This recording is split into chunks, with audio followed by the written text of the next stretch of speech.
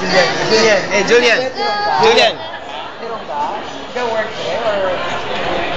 Sandra, blow the candle. Blow the candle. Kidding. There is no candle and no cake.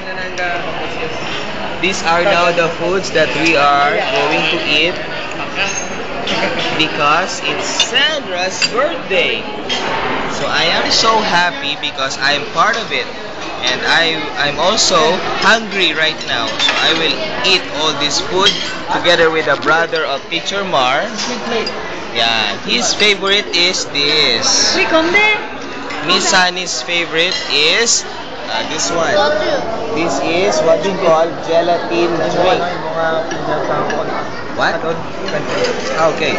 So the brother of Mar will put rice now on my plate. And how about Teacher Mar? Why he is absent?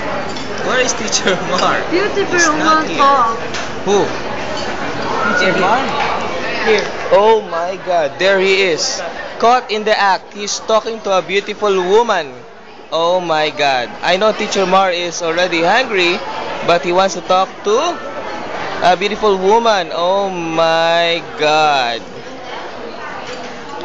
Wow, so sweet. Tastes good, right? Yeah. Why no good? Sandra is smiling. Ow, big mouth. Happy birthday, Sandra. Okay, I'm hungry now, so I will eat. Okay? See you later.